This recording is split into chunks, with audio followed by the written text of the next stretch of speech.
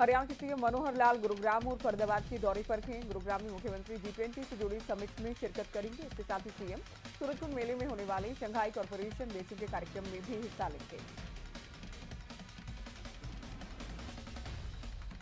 केंद्रीय गृह मंत्री अमित शाह 14 फरवरी को हरियाणा के दौरे पर रहेंगे। इस दौरान अमित शाह करनाल में हरियाणा पुलिस को राष्ट्रपति फ्लैग प्रदान करेंगे। फ्लैग हरियाणा के गठन के बाद पुलिस को पहली बार दिया जाएगा।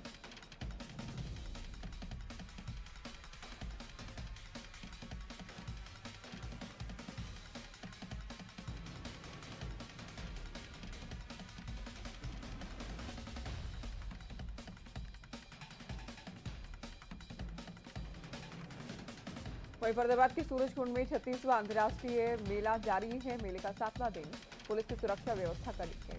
हालांकि इस दौरान कमी की तस्वीरें भी सामने आई हैं।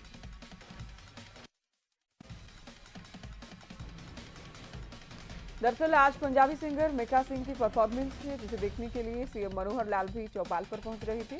लेकिन इसके सुरक्षा की बात कहकर पुलिस ने चौपाल के आसपास की दुकानों को भी बंद कराया। पुलिस की हरकत पर दुकानदार काफी नाराज नजर आए। दुकानदारों का कहना है कि इससे उन्हें खासा नुकसान झेलना होगा। सूरजकुंड मेले में असम से आई एक महिला की कारीगरी छाई है। कारीगरी देखने के लिए काफी संख्या में लोग पहुंच रहे हैं। ये महिला अपने हाथों से बांस की पत्तियों से घरेलू सामान तैयार करती है।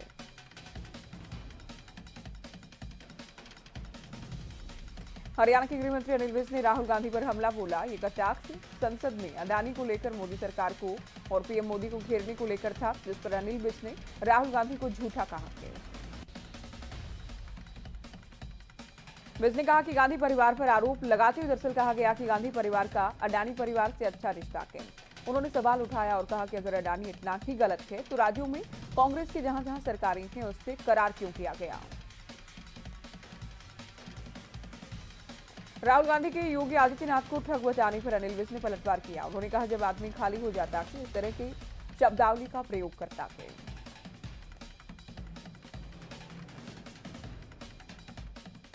हरियाणा के डिप्टी सीएम दुष्यंत चौटाला अपने पैतृक गांव चौटाला पहुंचे। करोड़ों रुपए की परियोजनाओं का उद्घाटन और शिलान्यास किया। दुष्यंत ने सिरसा जिले को करीब 15 सौगात दी।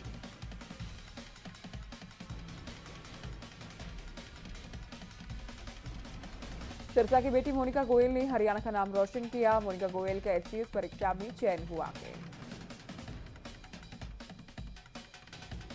इस खुशी के मौके पर मोनिका अपने पिता देवराज गोयल के साथ श्री बाबा ताराकुटिया में पहुंची। उन्होंने बाबा जी की समाधि पर शीश नवाया।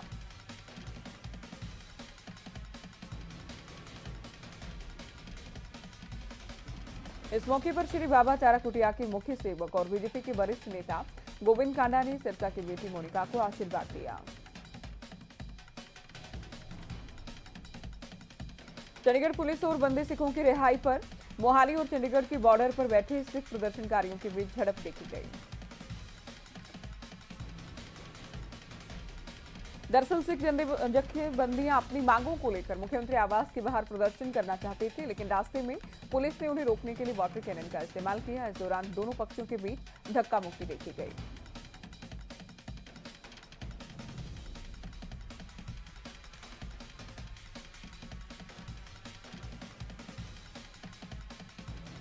फरीदाबाद के गांव सोतई में डंपिंग यार्ड के विरोध में महापंचायत का आयोजन। महापंचायत में 20 से 25 गांव के लोगों ने हिस्सा लिया।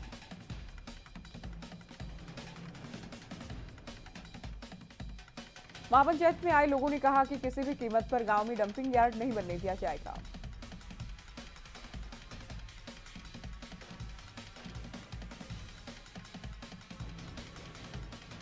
भिवानी में नगर परिषद और पुलिस की टीम ने शहर में बढ़ते अतिक्रमण को लेकर कड़ा रुख अपनाया है, जिसके चलते बिचला बाजार में अतिक्रमण हटाया गया।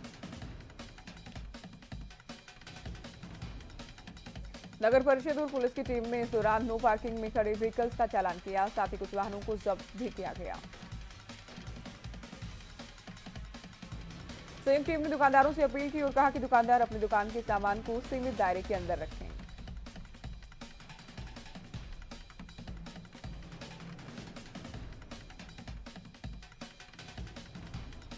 कुरुक्षेत्र पुलिस की सीआईए 1 की टीम ने कार्रवाई करते हुए नशीला पदार्थ रखने के आरोप में 2 लोगों को गिरफ्तार किया।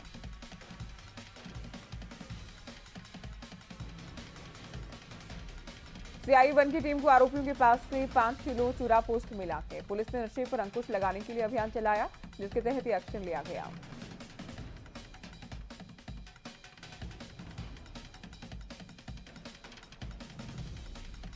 सेम फ्लाइंग की फरीदाबाद की टीम ने पलवल में बिना रजिस्ट्रेशन के अवैध रूप से चल रही पैथ लैब पर छापेमारी की। छापेमारी में स्वास्थ्य विभाग के डॉक्टर भी शामिल रहे। टीम ने जब पैथ लैब के संचालक से लैब चलाने से जुड़े कागजात मांगे तो किसी भी तरह के कागजात पेश नहीं कर पाए।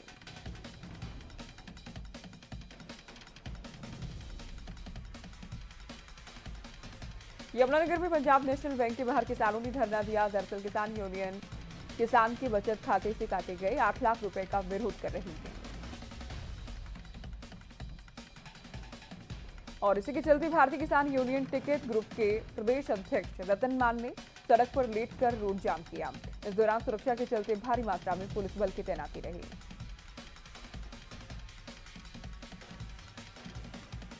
और यमुनानगर में ओवरलोड की समस्या पर डीटीओ विभाग ने बड़ी कार्रवाई की है। पिछले 4 महीनों में 9 करोड़ रुपए का राजस्व इकट्ठा किया गया। बीते हफ्ते की बात करें, लगभग 55 लाख रुपए के ओवरलोडेड वाहनों के चालान किए गए। खेलों में छात्राओं को आगे लाने के उद्देश्य को लेकर खरोंडा के बस्ताड़ा स्थित राजकीय महिला महाविद्यालय में प्रथम वार्षिक खेल प्रतियोगिताओं का आयोजन किया गया। छात्राओं ने बढ़ चढ़कर हिस्सा लिया। कार्यक्रम में एचसीएस अधिकारी एसडीएम अदिति ने बतौर मुख्य अतिथि शिरकत की। खेल प्रतियोगिताओं में प्रथम, द्वितीय, तृतीय स्थान हासिल करने वाले प्रतिभागियों को सम्मानित किया गया।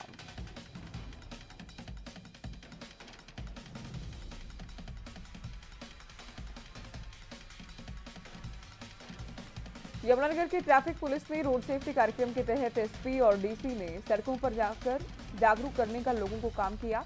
सरकार की ओर से जारी फंड से लोगों को हेलमेट भी बांटे गए।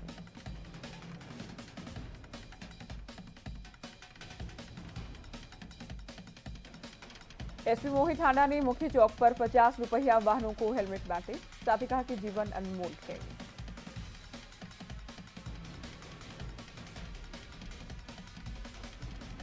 फरीदाबाद की सेक्टर 77 की एक सोसाइटी में बदमाशों का आतंक देखा गया। मामूली कहासुनी को लेकर बदमाश युवकों ने 2 दोस्तों को चाकुओं से गोदा।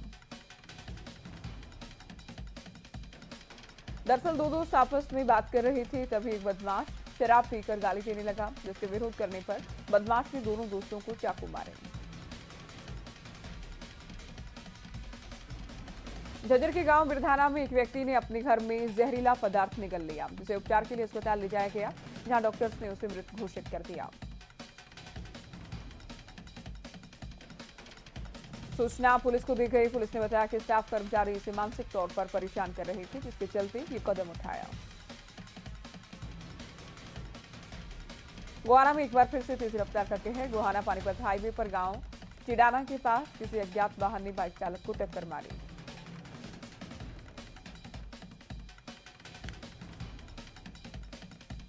टक्कर इतनी जबरदस्त थी कि बाइक चालक की मौके पर मौत हो गई। घटना की सूचना मिलते ही पुलिस मौके पर आई। शव को पोस्टमार्टम के लिए भेजा गया। जांच शुरू की।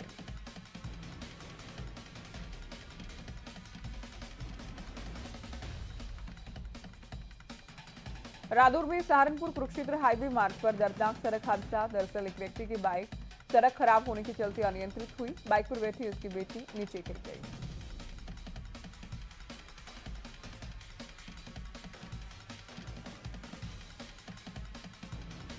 तभी पीछे से आ रहे अज्ञात वाहन ने बाइक सवार की बेटी को कुचला, जिससे बेटी की मौके पर मौत हो गई। हादसे में बाइक सवार व्यक्ति भी गंभीर रूप से घायल थे।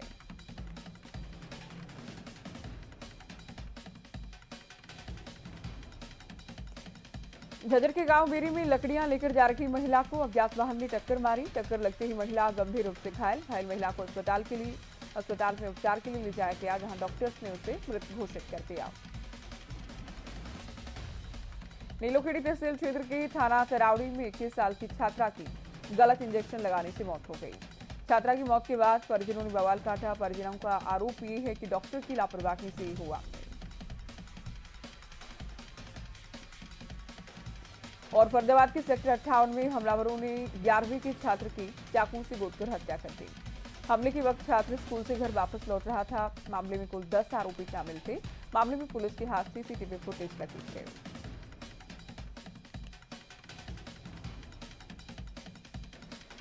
रोहतक के भाली आनंदपुर गांव में रेलवे ट्रैक के पास एक व्यक्ति की गोली मारकर हत्या की गई। मृतक की पहचान भाली आनंदपुर गांव के बलराज भाली के तौर पर हुई है।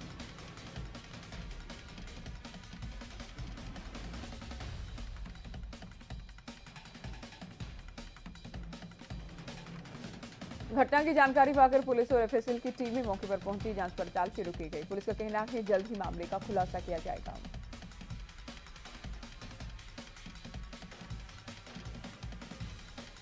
गुरुग्राम साइबर सिटी के न्यू कॉलोनी में एक दंपत्ति का 14 साल की मेड के साथ हैवानियत किए जाने का मामला सामने आया। दरअसल घर की मालकिन अपनी 14 साल की मेड के साथ काफी बुरा व्यवहार करती थी। पुलिस ने बच्ची से बात की तो मालूम चला कि मालकिन उसके साथ मारपीट करती थी। बच्ची के शरीर पर चोट के काफी निशान पाए गए हैं। पुलिस ने दंपत्ति के खिलाफ मामला दर्ज किया, गिरफ्तार किया गया।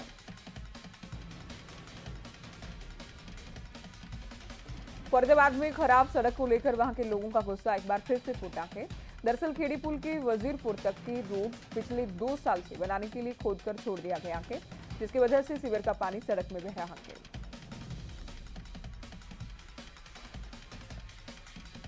सड़क को बनवाने के लिए स्थानीय लोगों ने बाईपास रोड पर जाम लगाया। सड़क पर लेटकर सड़क के निर्माण की मांग की गई। इस दौरान कांग्रेसी नेताओं ने भी जमकर नारेबाजी की।